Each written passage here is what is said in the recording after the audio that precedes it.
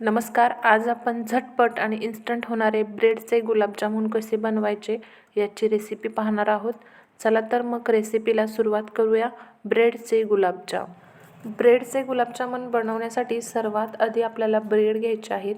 इथे मी 9 ब्रेड घेतलेले आहेत आणि याच्या आपल्याला आता कडा काढून घ्यायच्या आहेत. या सर्व ब्रेडच्या आता आपण अशा पद्धतीने सर्व कडा काढून टाकूया.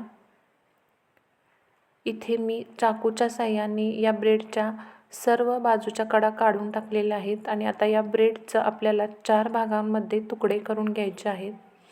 त्यासाठी मी सर्व ब्रेड एकावरती एक ठेवून असं या पद्धतीने याला कट मारून याचे 4 तुकडे करून घेतलेले आहेत. हे अशा पद्धतीने आता आपणाला हे सर्व तुकडे एका प्लेटमध्ये काढून घ्यायचे आहेत. मी आता हे ब्रेडचे तुकडे एका प्लेटमध्ये काढून घेत आहे आणि हे तुकडे आता आपल्याला एका मिक्सरच्या भांड्यात काढून घेऊन ते सर्व बारीक करून घ्यायचे आहेत. इथे आपला ब्रेडच्या तुकड्याचा क्रश तयार झालेला आहे. सर्वात आधी आपण पाकाची तयारी करूया. त्यासाठी आधी एक कढई गॅसवर ठेवली आहे आणि त्यामध्ये 1 वाटी साखर टाकून घेऊया.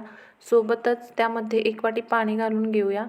इथे आपण 1 वाटी साखरेसाठी 1 वाटी पाणी असं प्रमाण वापरलेलं आहे आणि याला आता छान असं चमच्याने मिक्स करून घेऊया.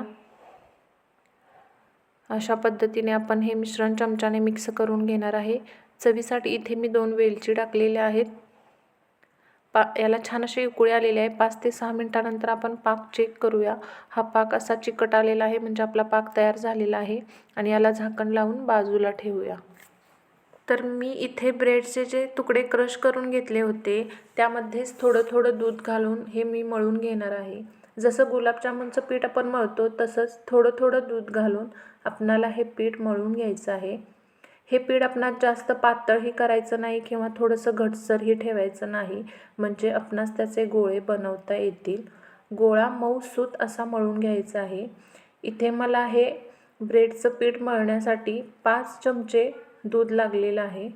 तर इथे मी असा मऊसूत असा गोळा मळून घेतलेला आहे. आता आपल्याला काय करायचं आहे तर याचे गोल असे छोटे गोळे बनवून घ्यायचे आहेत.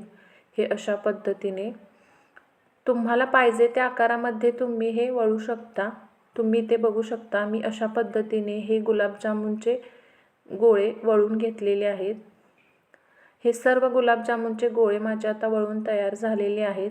हे तुम्ही बघू शकता. मी हे एकसारख्या साईजमध्ये अशा पद्धतीने वळून घेतलेले आहेत.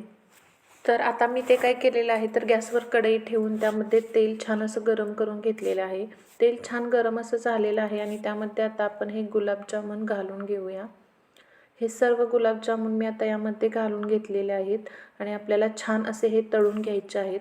तर हे बघा अशा पद्धतीने हे जामून हलवत राहायचं आहे. त्यामुळे काय होईल तर जामून जळणारही नाहीत आणि सर्व बाजूनी एकसारख्या रंगावरती ते तळले जातील. आता यांना छान असा कलर आलेला आहे. हे बघू शकता तुम्ही. ब्राऊन आणि लालसर असा कलर आला आहे. आता आपण हे एका प्लेटमध्ये काढून घेणार आहोत. हे अशा पद्धतीने सर्व तेल आपल्याला नितळून घ्यायचं आहे आणि आपल्याला हे जामून एका प्लेटमध्ये काढून घ्यायचे आहेत. मी हे सर्व गुलाबजामुन आता एका प्लेटमध्ये काढून घेत आहे आणि हे गुलाबजामुन आता गरम आहेत तोपर्यंतच आपल्याला हे जामून काय करायचे आहेत तर या पाकामध्ये घालून घ्यायचे आहेत. हे सर्व जामून आता मी गरम असतानाच या पाकामध्ये ॲड केलेले आहेत. हे अशा पद्धतीने आणि झाकण लावून आपल्याला हे 1 तासासाठी हे मुरवत ठेवायचे आहेत.